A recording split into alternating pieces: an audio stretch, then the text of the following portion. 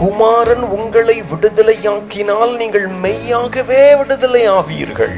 குமாரன் இயேசுவினால் மாத்திரம்தான் உங்களுக்கு எனக்கு விடுதலை. இந்த மாதத்தின் முதல் நாளில் ஆண்டவர் நம்மோடு கூட தெளிவாய் பேசும்படியாக விரும்புகிறார். The deliverance comes from Lord Jesus Christ alone.